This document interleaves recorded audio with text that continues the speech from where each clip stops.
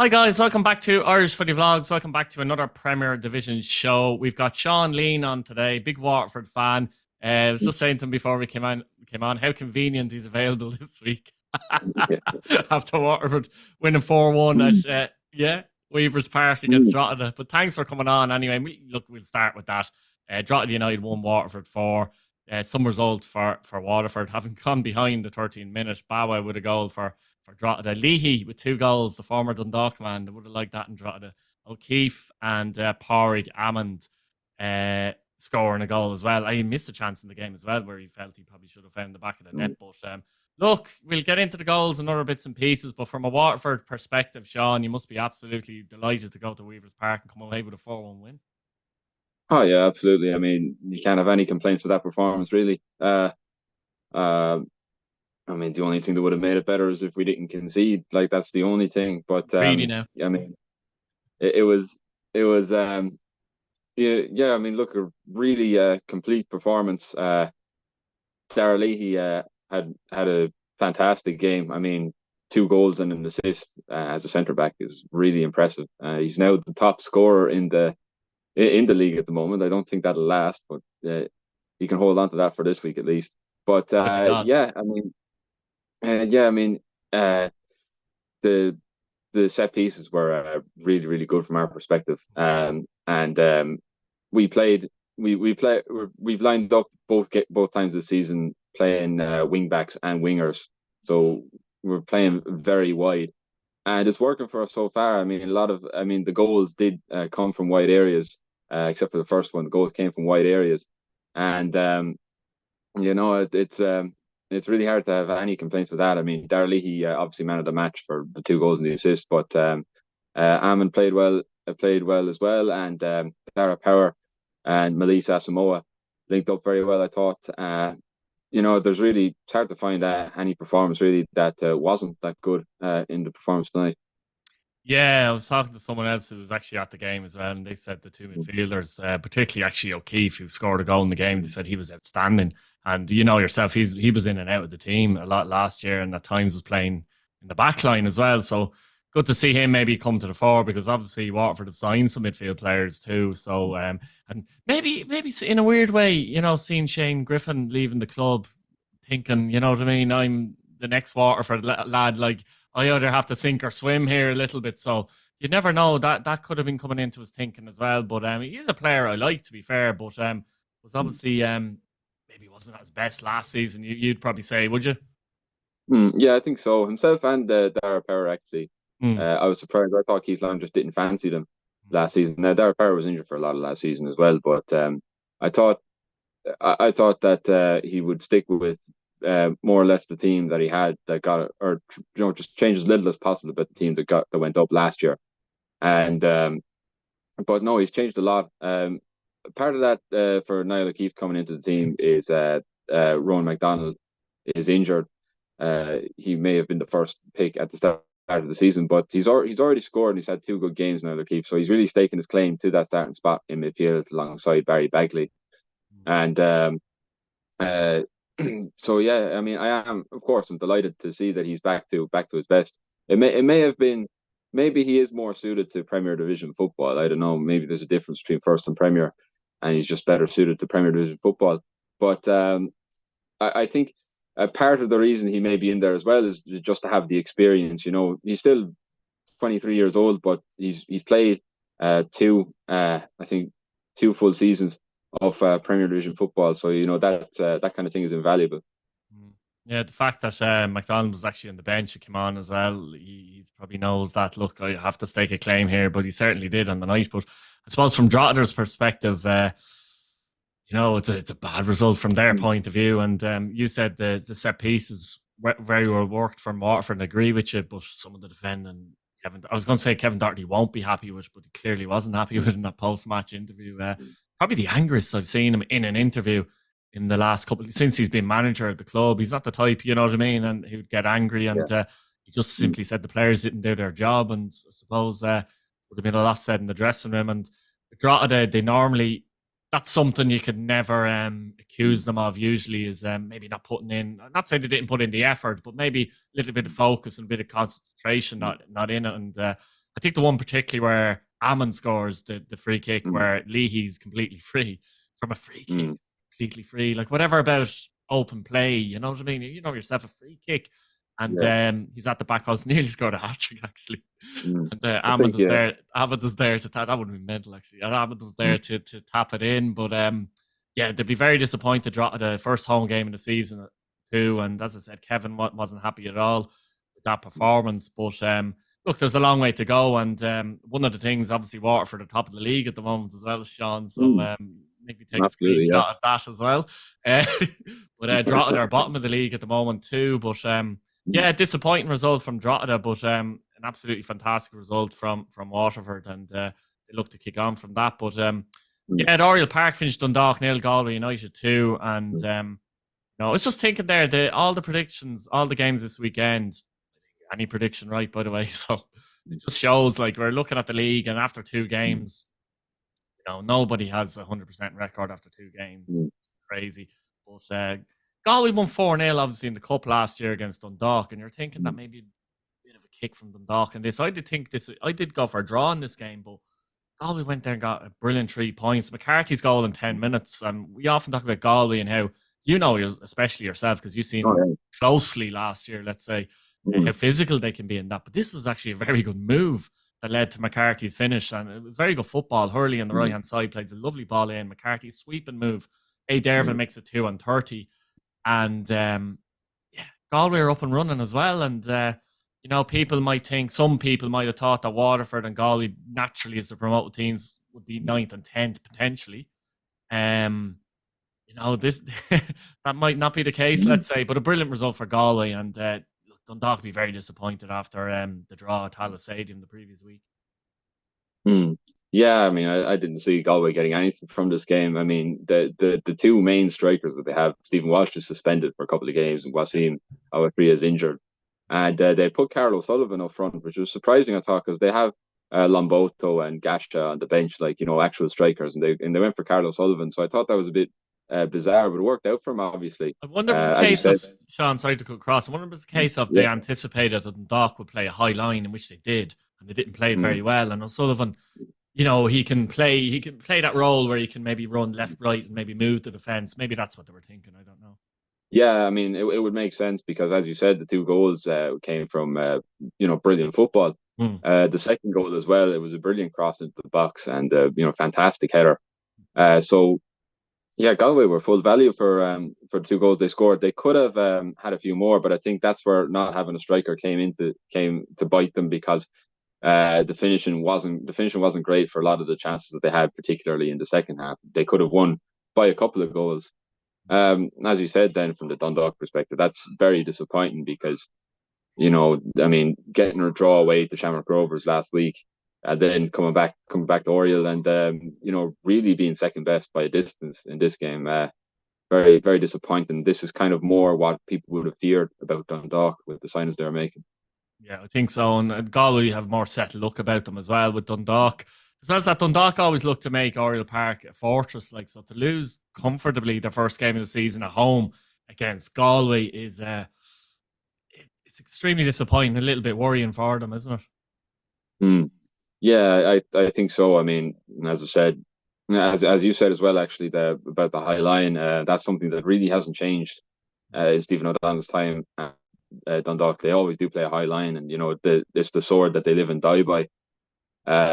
Particularly today, they really got found out. I mean, John Caulfield and Ollie Horgan, that's a wealth of League of Ireland experience to have on the sideline. If they can see that, they're going to pick that apart, and that's exactly what happened on Friday. Yeah, exactly. Great result for Galway. Great kind of start. They would have taken 3 points from 2 games, absolutely. Dublin Derby then at Tolka Park, Shelbourne 2, Shamrock Rovers 1. And this was the game that was on telly. I didn't see it because it was at Richmond Park, but by all accounts, it was a fantastic attacking game of football.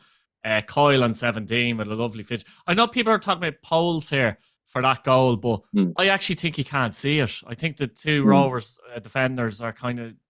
You could argue maybe he anticipates maybe that Kyle's going to do that, but at the same time, I don't think he sees it, and by that time he can't get across. So I'd say it's a good finish. Jarvis then, excellent second goal actually. Mm. 26 minutes where he takes it down, great control, finishes lovely. And they also had time to miss a penalty. They missed an early penalty, obviously, after 6 minutes through your old friend, I suppose, Tyreek Wilson. And you would think against Shamrock Rovers, you miss a penalty after 6 minutes, that might knock you back. But it certainly did knock Shelbourne back. And they seemed to be rampant in that first half. In the second half, Rovers got the reaction they needed by Gaffney's goal early on. Again, a good move. Burke came on and lovely cross into the box to find Gaffney, who finishes well. And I suppose Rovers then be disappointed at the end because there's enough time, they had chances in that second half. Shelbourne's backs were against the wall, but 2-1 in a game that I said last week, I'd be shocked if there was more than a goal scored, and there should be more than 3 goals in the game as well. So everything's been ripped up here, completely. But I suppose it's great to see. And with Shelbourne, I think their biggest asset, I still think, is Damien Duff. And not that they've a bad squad, but he seems to get more. Like, John O'Sullivan apparently played really well in this game. John O'Sullivan was terrible at Bohemians the last couple of seasons. Terrible. So you'd wonder why, and you'd wonder how Duff seems to get the best out of players. Sean Gannon has come in, who looked like a bit of a spent force at Shamrock Rovers, to be honest. Now, again, it's early in the season, by the way. So, but he's come in and he seems to have added a lot to that Shelbourne backline. So Duff seems to be getting the best out of him. You wouldn't know where Shells would finish, sort of a thing, would you really? And obviously you saw them last week close up against Waterford. And I know Waterford played well against them. And, you know, from Waterford's point of view, they have to take a lot of solace from that as well. But disappointing start for Shamrock Rovers, it has to be said, once again. And I know they're missing a lot of players. I don't know why last few seasons, they're going into the new season, they seem to be missing a lot of players at the start of the season. You know, Jack Byrne, obviously, McInnes isn't ready yet. Burke has only come in now. Kenny is still missing, isn't he? Who else have you got? Clark and Nefrouge have picked up injuries, and I think they're crucial to their wing-back system play. When they were missing last year, completely different team.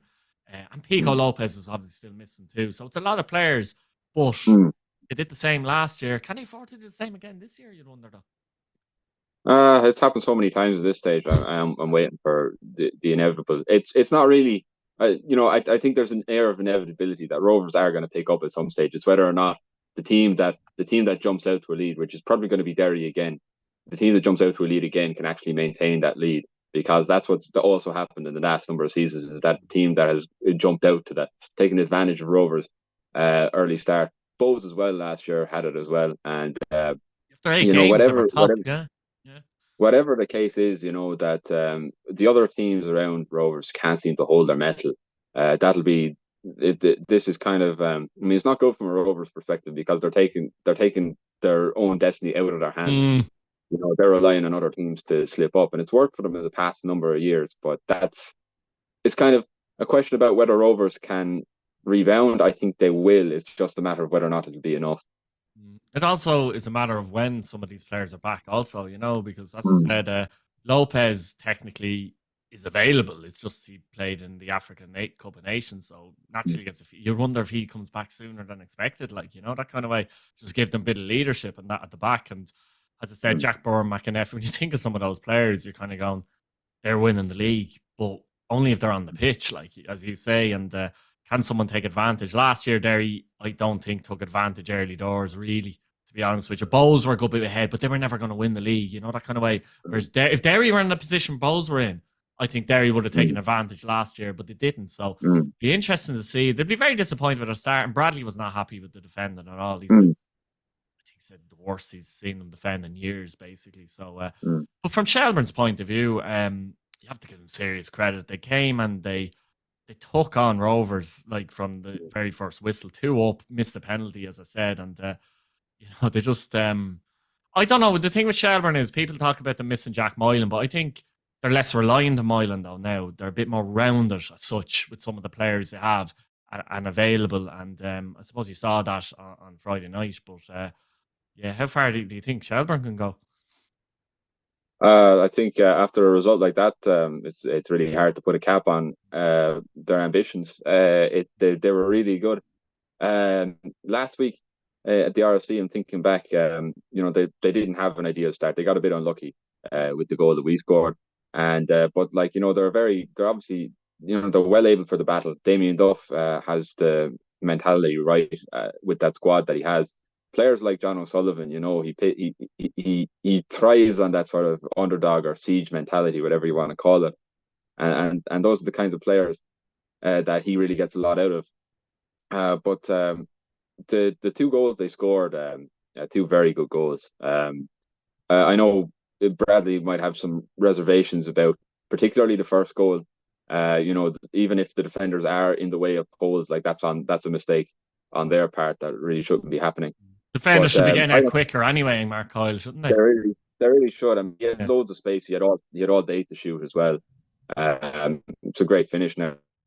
Take that away from a Rovers perspective, that's a poor goal to concede. The second one, I don't think they can have any complaints about. It's a fantastic touch. It's a kick out and he kills it stone dead. So 9 times out of 10, he doesn't get that right, I'd say, that kind of way.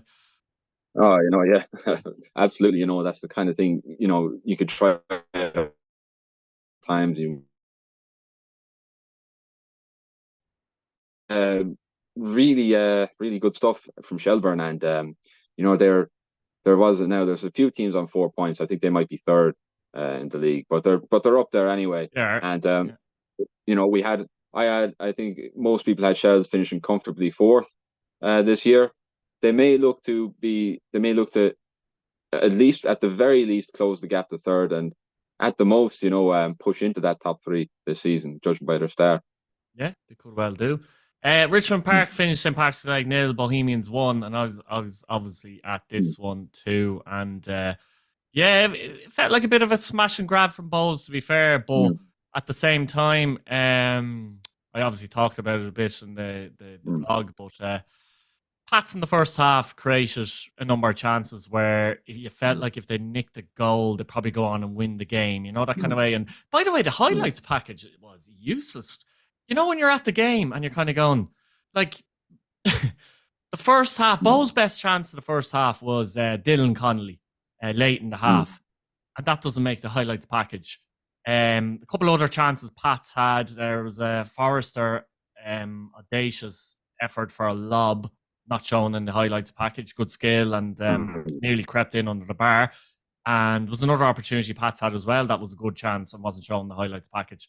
So, I don't know, sometimes you look at the highlights packages when you're at the game especially. I'm sure people can testify to this too, and you go, how was that shot that went 30 yards wide in the package and the one that hit the post nearly not in it? It's just very frustrating, I think. But, Pats, were they a better team the first half? Bohs went and they defended very deep, which I thought they would, because let's be honest, their backline was very makeshifty. Flores back there, young Keane Byrne was there. Leander started his first game and Kirk was there, new goalkeeper, all that kind of stuff. After what happened in Sligo, I thought that would happen. Pats dominated the ball for most of the game, particularly in the first half. As I said, the chances to score, didn't really take any of them.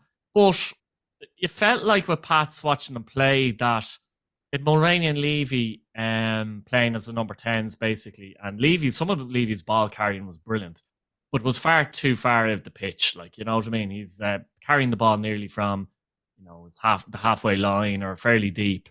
But I felt that Mulroney and Levy weren't close enough to goal or close enough to Rory Keane up front. Keane a lot of the time was isolated because Levy and Mulroney are doing a lot of work off the ball. They can't get up with Keane. So I just thought that Pats were a little bit cautious there. People talk about 4 at the back and 3 at the back, and we should play 3 at the back, etc. I think that's irrelevant. I think it's what you do within the formations. You can attack them with a 3 at the back system as well. But they didn't take advantage first half. Second half was very flat. I suppose I'll get on to what happened in the first minute in the second half. You can't really avoid it. And obviously a bit of a protest. Anyone who didn't know, Pats fans, Bohs fans, basically, obviously choreographed a bit of a protest, mainly based on the fact that their FAI Cup displays were essentially banished from the Aviva Stadium last year, I'd say an hour or two before kickoff, which was a disgrace. Like, they cost about 5,000 each. Fair enough, understand the protest, but the flares, at the Bohs end, throwing them onto the pitch where basically every player was standing. One of them hits Keane Byrne. He actually got a minor burn on the arm, luckily. In many ways, he only got minor burn. And the other one was directed, I think it might have hit Dylan Connolly, actually. But look, I mean, you can do a protest and everything, and that's fine. But I just thought that, Sean, undermined the whole protest, didn't it? What are your thoughts on that generally, actually? That's it. I mean, it's idiotic. I can't understand the mindset of anyone throwing flares at their own players. Obviously, they're not throwing them at their players. Like, I'm throwing this at Key and Burn, but they know damn well the players are in the vicinity. But they know where the players are. But they know where the players Exactly. are, and they know where they're throwing the players. So, like, put 2 and 2 together, and have a bit of sense. Like, I mean, this is a real disaster, because there's obviously a lot of talk about PYRO and that the powers that be want it gone, and fans wanted to stay. I mean, this is going to be used by the giving FAI them the ammunition. This is going to be used as a cudgel to beat the fans with over the PYRO. And there's talk of sanctions coming in for Bohs now, that maybe they're going to have to play a game behind closed doors or something like that, or they're going to at least be hit with a hefty fine. That kind away of thing fan ban is the other one, probably, because that happened Drogheda last season, Sean. I think a linesman was hit with PYRO that wasn't lit. So you're kind of going, there's no way Bohs can get away with that, to be honest with you, is there? Honestly. No, there's not. And I think, especially with away fans, to be fair to Bohs, it's difficult to know what you do in that situation. Talk about home games. Okay, well, you can ban the fans. Like, how do you, how are you as the away club supposed to police who goes to other teams' games? So I do feel a bit of sympathy in that regard. But this kind of thing is really stupid. I mean, it's fine. It's taking money away from the club. Like, League of Ireland clubs are not made of money. This is taking much needed money away from maybe investing in facilities, or signing better players, and they're using it to pay fines that they really don't have to play. And then there's going to be, of course, the hit that if they do have to play a game behind closed doors, that's going to be another massive financial hit. I thought the game was going to be abandoned, to be honest with you. The referee took them off the pitch, and I know there was a briefing about this kind of thing at the start of the season. He could have easily just said, look, that's it, calling the game. And that would have sent out a message, actually. He probably, you're thinking, maybe they should have done that in many ways, like, that kind of way. And as I said, the protest is completely undermined now. It means nothing now, the protest. Like, it's irrelevant, because it's just proven another point, let's say. And that's the problem. Thank God Keane Byrne was all right, because it looked nasty enough. And, to be honest, when you could see it live, and probably even the video footage, it looked nasty enough. I mean, it's not what you want to see. And look, PYRO is a good spectacle and all, but look, I don't know what else to say. But on to the game, and for many Bohs fans, it ruined what was a good win at Richmond Park as well. They second half, after that, the game went very flat. Funnily enough, I think that was about 10 minutes of, you know what I mean. And Pats didn't do anything, and Bohs didn't do anything. It was one of them, like, it just went very flat, extremely flat. And then there was the penalty in 79 minutes. Now, I said in the vlog I thought it was a definite penalty, because from my vantage point, I thought it was a penalty. And you could see, I still see why the referee gave the penalty, because in a quick moment, you look at the replay, you kind of go, maybe it wasn't a penalty. But Joe Redmond's under-hit pass, surprisingly for him, he had his head down passing that back pass, didn't he? Very surprising for him. And look, you don't want to be too critical. He's been a brilliant player for Pats. He'll be disappointed himself, that's for sure. But the penalty, even though if you think it wasn't a penalty, you kind of almost got what you deserved by the play, if that makes sense. And obviously Flores took away the penalty, and Bohs go on to win the game. Pat's put on a heap of pressure late on, which Bohs dealt with, I have to say. But your thoughts on the penalty and the goal in general? I think it kind of I expected with the way Bohs' defense was shaping up before the game, the fact that they signed 4 defenders the day before, and the fact that they were like so short at the back. There was talk that Paddy Kirk wouldn't play because he was carrying a knock. I say it was a matter of necessity that he played on Friday, and I thought that if Pats really went for the jugular in this game, then Bohs wouldn't be able to deal. This is you're having a midfielder drop back into defence. You have a new defender on the right, a guy carrying a knock on the left, and a guy who's 20 years old. Did very well actually today, or on Friday, I should say. But it's a very makeshift back four, and you feel like that if Pats, with the attacking talent that they have, put enough pressure on, then they could have really broken through a couple of times. It was kind of written that it was going to happen. The longer Pats went without scoring, that Bohs were going to get lucky. Something was going to go wrong for Pats. No, I agree. The back pass was very poor. Joe Redmond didn't know where Pitaluga was, obviously, so massively underhit it. I think I'd agree with you. I think Pitluga does get the ball in that situation, but you see that often enough. Like you can see when the back pass is under hit, it's either in the back of the net or it's a You can penalty see nine what I times was out of given 10. in real time, though, can't you? Because it happens so quick. It's not one where I'd You go. can, you can if you're My first thought was if penalty when I seen it. you, If I'm honest with you, so you know. you're going to get that. Yeah, But yeah. from a Bohs perspective, Sean, So yeah, brilliant I result. mean, Brilliant result. uh, mm, absolutely. I mean, with the talk around the transfers, and maybe the business hasn't been done as smoothly as Bohs fans would like. This is a great start to the season. They avoided defeat last week at home to Sligo, which would have been a disaster, and they've got a win here today. They're on 4 points. I think they're second place. They're doing very, very well given the circumstances, especially this year. I think, because of how competitive it is, a slow start could be fatal. And I was worried that Bohs maybe be one of those teams that suffered a slow start. But given the circumstances, it's been an absolutely brilliant start to get 4 points out of a possible six. No, 100%. That's what I was saying last week when they were poor enough against Sligo and they did get the late goal. I was saying to a lot of Bohs fans, but at least you got something out of the game. That's the thing. And then last week's result now doesn't look so bad because they got the 3 points here. That's the way it works. Football, as we know. Yeah. So, Yeah, great result for Bohs. Swap the results, like, you say you win and go to Sligo and then you draw away to Pats, like, that's Bohs fans will take that, like, and 4 points is 4 points. Exactly. Not decent enough start for Bohs considering, and as you said, they brought in about 4 or 5 lads on deadline day as well. Last game it finished Sligo Rovers 0, Derry City 0. End the show.